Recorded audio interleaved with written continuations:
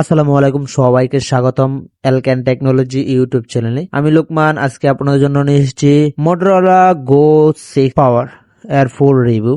এর design, performance, camera সব থাকবে আজকের এই ভিডিওতে। চলুন বেশি কথা না বলে শুরু করা যাক আজকের এই টিউটোরিয়াল ভিডিওটা। ফোনের ডিজাইনটার কথা যদি বলি, ফোনের ডিজাইনটা আমার কাছে এত লো বাজেটের মধ্যে 100 লাগছে। যারা মনে করতেছেন 12-13 হাজার টাকা নেবেন ফোন, তাদের জন্য আজকের এই ফোনটা হতে পারে বেস্ট। ফোনটির ব্যাক প্যানেলে ব্যবহার করেছে লেদার ফিনিশ। হাতে নিলে মনে হবে না একটা দামি ফোন নিয়েছি। ডিজাইনের কথাটা যদি বলি, ক্যামেরা মডিউলটা কিন্তু অস্থির লেভেলে ছিল এত লো বাজেটের মধ্যে। আর সাইড ফ্রেমে যদি লক্ষ্য করেন আপনারা, সাইড ফ্রেমে উপর দিকে 3.5 মিলিমিটার হেডফোন জ্যাকটা পাবেন।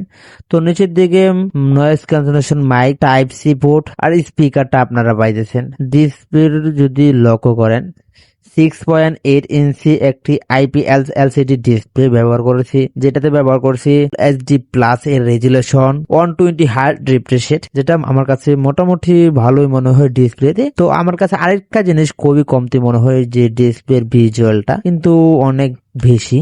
তো ওইখানে আমাকে একটু একটু হালকা বাতাস করলো। আর ডিসপ্লের যে প্রোডাকশনের জন্য ব্যবহার করেছে Corning Gorilla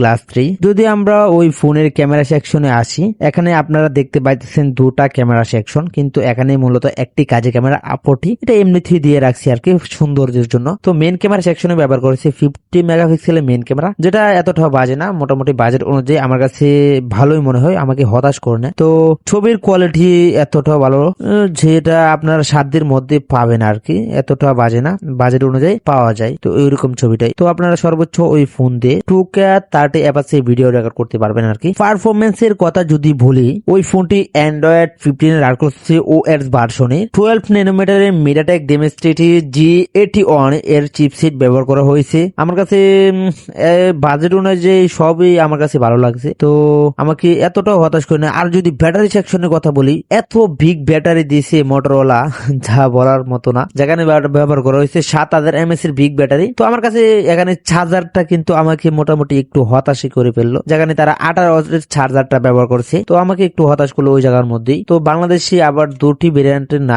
একটা ভেরিয়েন্টই লঞ্চ হয়েছে 464, এর দাম রাখা হইতেছে 13,000, এটাও আনঅফিসিয়াল প্রাইস। তো যদি আপনারা চিন্তা করেন ওই ফোনটা নিতে পারেন, আমার কাছে সব দিক দিয়ে ওই ফোনটাকে কেনার গ্রহণযোগ্য মনে হয়। তো আরেকটা কারণে কিন্তু আমার কাছে ওই ফোনটা মনে হয় না, যেহেতু বাংলাদেশে বলতেছে যে আনঅফিসিয়াল ফোনগুলা ওইগুলা উঠে দিবে আর কি। তো ওই জন্য আমি এটা থেকে একটু স্টকটা ফিরে নেই আর কি। তো আজকে ভিডিওটা এই পর্যন্ত। আমার চ্যানেলে যারা নতুন অবশ্যই চ্যানেলটি সাবস্ক্রাইব করবেন, আর ফেসবুকে পেজটি ফলো করে রাখবেন।